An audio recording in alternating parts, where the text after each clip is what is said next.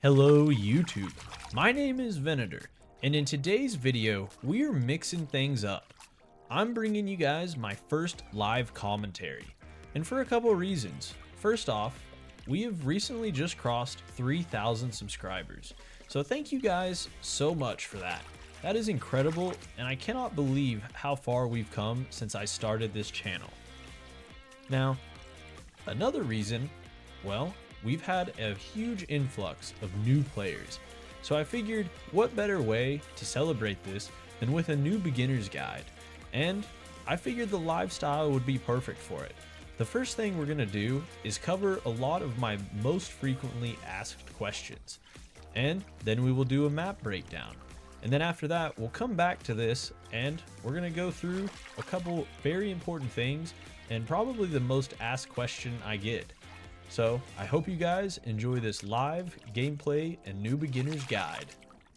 So one of the most asked questions I get on all my videos is what server I play on. And this is it. I play on Petite Pied's server. I play on both the NA and EU servers.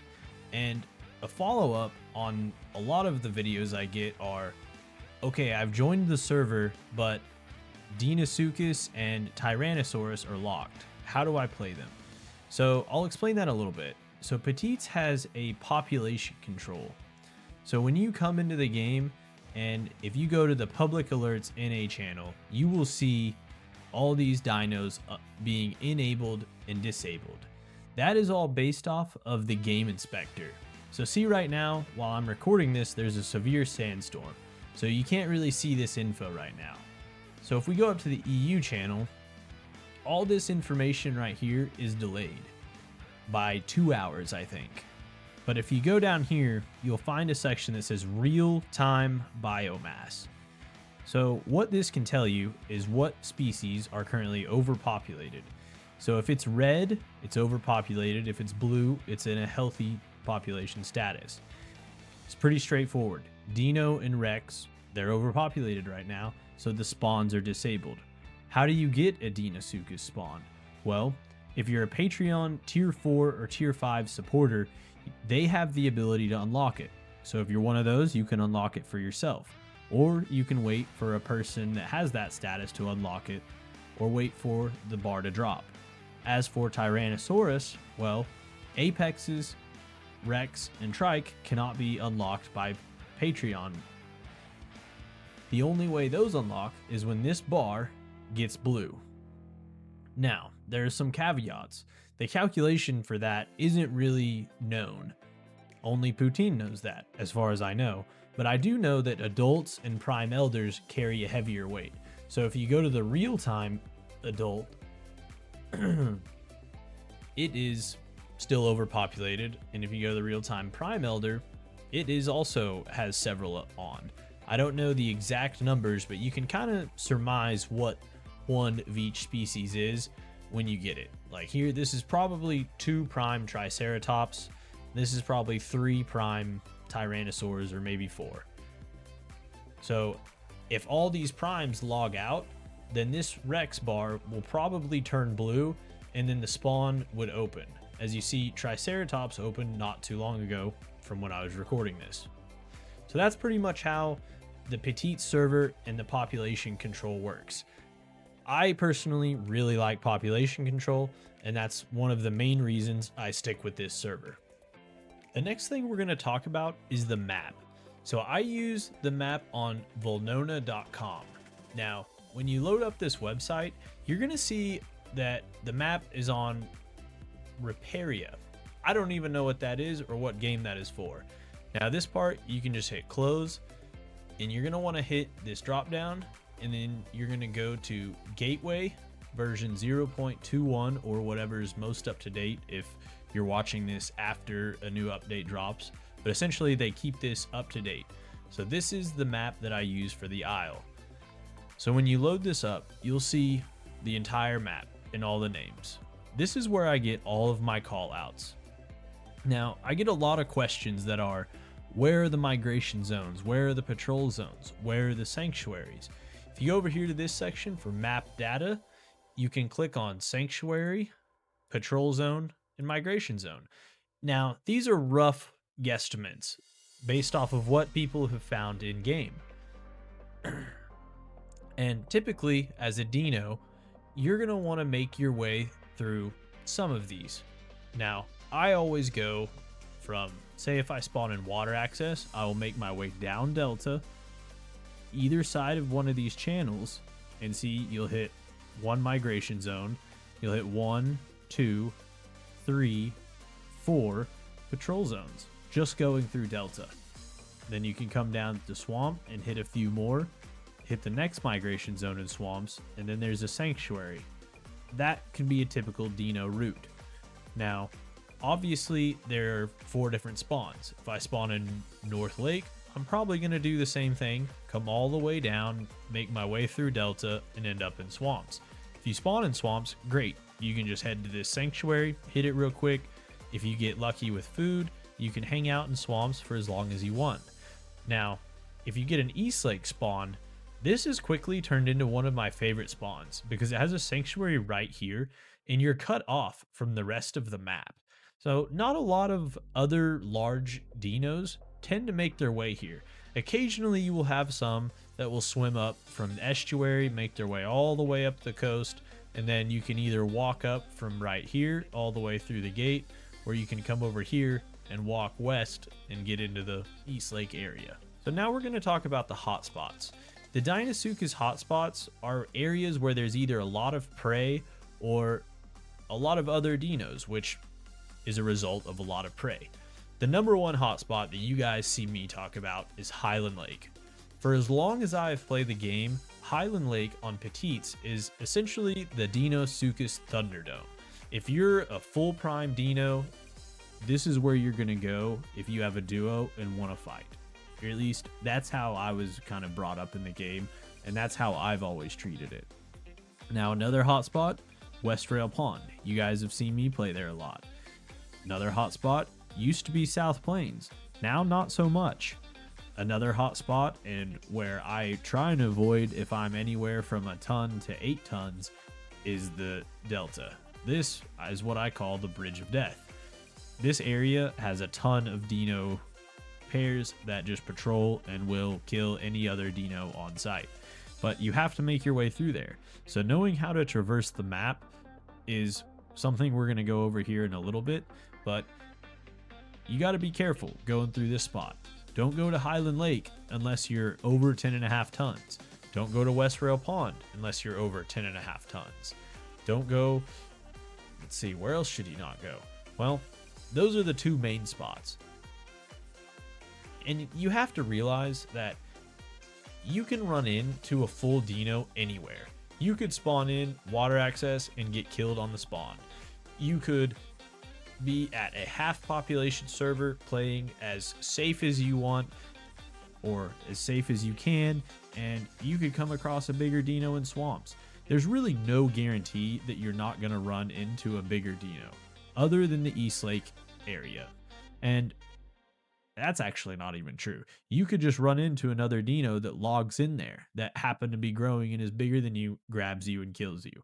I've done that to several people, as you guys are going to see in some of my upcoming videos. Now, what are some spots that are not as traveled or could be useful as a solo dino? Well, there's a lot of them, but the thing about those spots is they don't have a ton of prey. So you're just as likely to starve or have to move, then it's going to be a good spot to grow. So take Coastal Pond, for example. Very small pond over here on the east side of the map. I've grown several dinos here, but I've also had to leave the pond because my hunger gets very low and you got to come back down to Delta and risk it and scavenge food. Same thing with over here. I've tried South Pond, can be hit or miss. I've tried Lagoon, South Plains, River. It's, it's a little bit better than these small spots, but it's still not as good as it once was. Landslide Lake. You can get here from coming around the dam and then walking up, or if you make your way over here to Mud Flats, you can swim around, walk up, or you can go to West Rail Pond and then just simply walk there. There's a lot of different ways to traverse the map, and I have guide videos for getting to a lot of these different spots. But what makes these spots hard is that now with this most recent update, I'm not going to point out every safe spot to drink, but there are a lot of safe spots to drink. I mean, if you're at Landslide Lake, you can be in there as a Dino, but there are spots that you can't grab at. Same thing for over here at, say, East Lake. There are a couple spots where you can drink for free. Same thing at North Lake. Same thing at Water Access. At Highland Lake, there's not really anywhere to drink for free. But that's the thing. A smart player can avoid getting grabbed at a lot of these spots. Most of the people that get grabbed at these spots let their water drop to a point where they have to take the risk. And that's where you capitalize. But at the end of the day, there's no one-stop shop where you can grow and sit and be safe on your Dino. And now that we've gone over the server I play on and how to get one of these spawns, I'm going to go through some gameplay mechanics and tips and tricks and just general strategies and thought processes I use while playing the Deinosuchus. Because after all, that's what you guys are here for. Sorry, little guy. Making a video here, not looking to group today. Enjoy the fish though. Anyway, probably the most asked question I get outside of the server and map is how do I do the super lunge? You guys have seen me do this lunge so many times. So today, I'm going to show you guys how to do it. Now, there's different areas where you can do it and different conditions that can make it more difficult or less difficult. But first, before we get to the super lunge, let's kind of talk about the different lunges that are there. So the first one you have in water. When you're swimming, you're not touching the ground, and you right click, that's the dash lunge, okay? Now, you come over here to the shore, and you're touching the ground, that's your normal lunge. And see, I went a fair distance right there, not the longest, but not the shortest. Now, one thing you have to remember is, to do the super lunge and get the maximum distance, you have to be 13.5 tons, a full prime. That's when you can get the very max range on this. So, back into the water. Okay, let's just act like there's something over there that I'm wanting to grab. I'm going to approach underwater on the bottom. It's very important that your feet are on the bottom. Now, you approach, and as soon as your head pops out of the water and you hear that noise, you hit right click and hold it. And look how much further I went than that first one. Okay, let's go back to the water and I'll show you guys this again. Now, like I said, feet must be touching the ground. That is step one and a very important part to remember. A lot of people say you want to do it after you've fully exited the water, but your back feet are still touching. To me, that's a lot to look at and very hard to remember. So I like to go off the audio cue of when my head comes out of the water.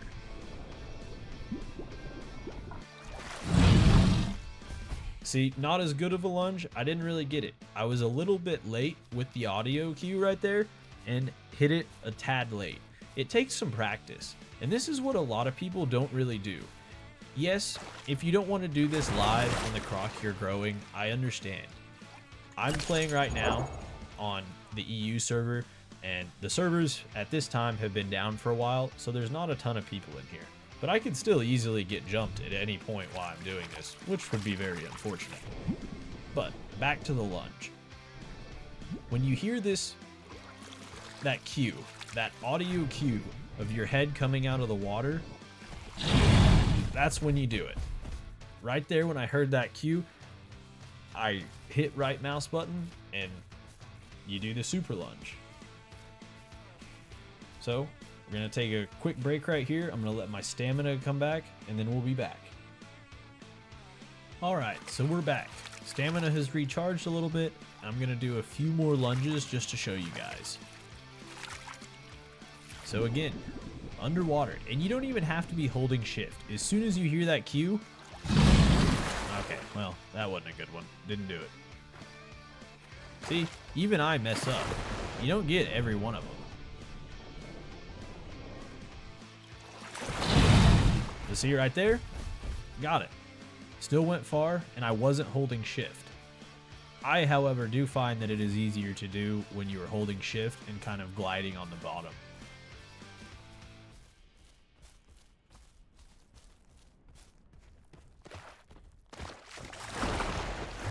Now, another big tip that I recommend every Dino player do, as soon as you get in, go to the settings, go to controls, and right here on axis, there's this move down. This is default bound to control, I believe, or maybe it's left alt. I honestly don't remember. Anyway, I rebind this to my thumb mouse button. That way, when I am coming towards the shore to grab something, I can hold that down if needed to make sure I stay on the bottom. Alright, so now that we've talked about the server I play on, how the population control works, and how to get an unlock, and we went over the super lunge, now we're going to go over some tips and tricks that I think are very important for beginners to know and be aware of. And these should hopefully help you succeed in your Deinosuchus grows. Now, obviously there's a ton of game knowledge that you'll have to learn on your own, and the only way you learn that is by dying. But these are some things that I think can really help you not die as much. And one of the first things you need to be aware of is that as a small Deinosuchus, your vision is way worse underwater than a 13-ton Deinosuchus. So if you go underwater and turn on your night vision, I can barely see like 5-10 feet in front of my face, not very far. And this really can hinder the ability of a younger Deinosuchus because any bigger one can see you first. So knowing how to traverse all the areas of the map and where you need to go is very important, and you're not going to know all the sight lines, but it can really help you negate getting grabbed if you can traverse in a way that can help negate the sight advantage that a bigger Dino has.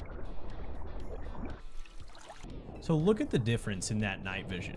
As a baby, you can't see anything, comparatively so as when you're big. And on this guy, I'm not even that big. I'm 8 tons. Unfortunately, I didn't get prime on this guy, but I got an albino skin. Take a look at that. Pretty nice.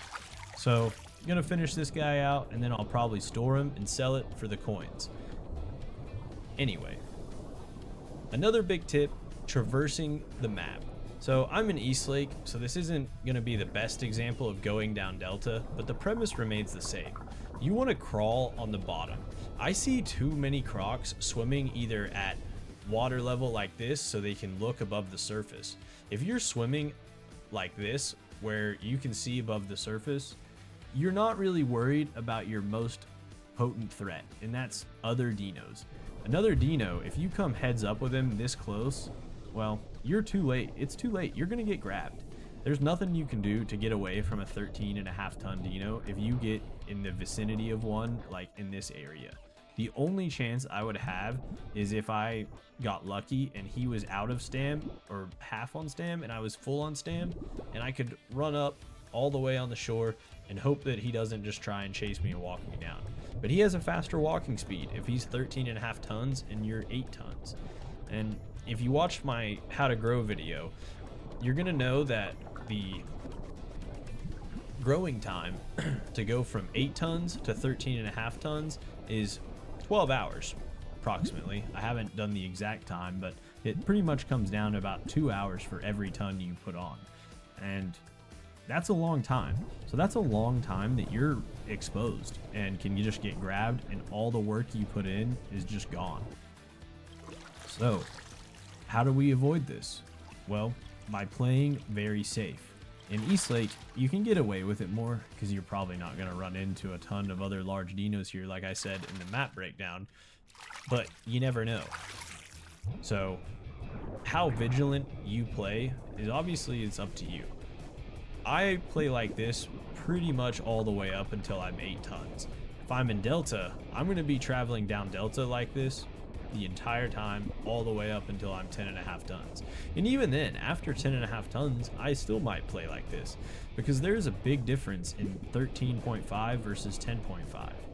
For those that don't know, your weight is your hit points. So That's a 3,000 hit point difference that someone has over you that you would be starting down if you were to try and fight a full prime and you had just crossed that 10.5 mark. Now your bite force might be a little higher than his, so you have to either be really good at fighting or get lucky and hit more headshots than he does. Anyway, another very important thing to know is that you can increase your view distance by zooming in. Not a lot of people realize this. So if you look, see that log right there? If I zoom in, you can see a little bit further. It's not a lot, but every little bit helps. You zoom in, you can see a little further past it, that black shadow in the background. This could be the difference between spotting someone first and getting to escape and not seeing them and dying. So if you're going down Delta, I always recommend 1, staying on the bottom, and 2, keeping your head zoomed in. If you're playing like this, most of the time you're not gonna have another big croc come running up behind you. Now don't get me wrong, it's possible and you should always check your 6, but most of the time the danger is gonna be in front of you or wherever you're going.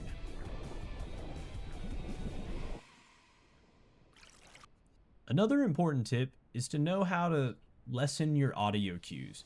So a big way I kill other dinos is by hearing them first before seeing them.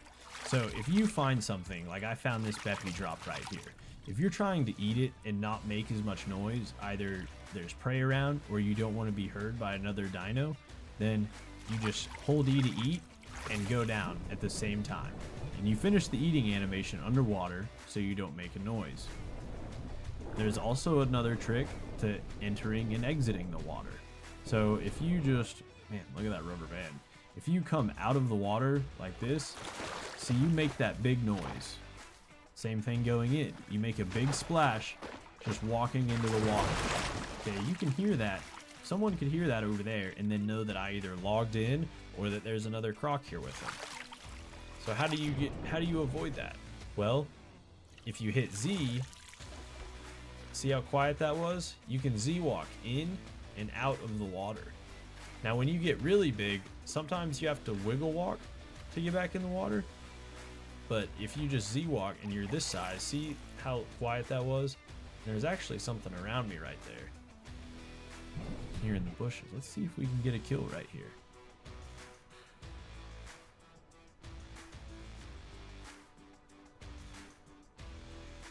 Well, anyway, it was probably just a bugged bush. You never know.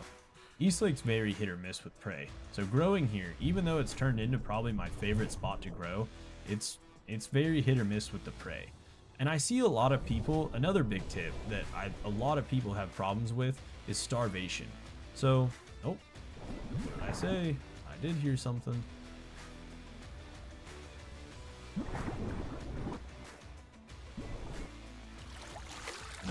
Oh, the log got me. Oh, that's on me. Lucky Mr. Aloe. Ah, dang it. Tried to cut it too close. See, the reason I cut that too close is because those of you that are new to the game don't realize, but Aloe and Carnos have really wonky hitboxes. If you grab in basically anywhere from above the legs to the tip of the tail, it won't register. So you have to land your grab basically from the legs forward. The more you know, right? So anyway, back to what I was talking about. East Lake. It's quickly became a favorite growing spot of mine. But a big way to avoid starvation is to log in and out. So right now, my hunger is at 41%. The threshold I typically run is if my hunger gets to 20%, I'm gonna log out. Now, it's not because I don't want to play, but sometimes either the hunting's good or there's no food to scavenge or whatever the reason may be. Maybe there's a bigger croc in here. If you log in and there's a bigger croc, I'd recommend logging out. So yeah, 40%, I've got some time to find some food. If my hunger drops, I'm gonna log out and come back another day. This is why I play on the NA and EU servers. That way, I'm not bound to just playing on this guy and forcing myself into starvation and death. Now, I know everybody's not the same, and some people just want to play. That's perfectly okay. If you want to starve and start over, by all means, I've ran into people that do that. That's just not something I do or how I want to play. I'm patient and I can come back later. That's the great thing about this game. There's a lot of different ways to approach growing, and how you play it is completely up to you. So anyway, I think that's about all the tips and tricks that I have that are applicable to a new beginner. If you guys like this live commentary style, let me know down below in the comments. I've been thinking about doing a full grow live commentary just so you guys can see exactly what I do and kind of my thought process. If that's something you'd be interested, please just let me know. Anyway, thank you guys for watching. We'll see you all next time, and happy hunting.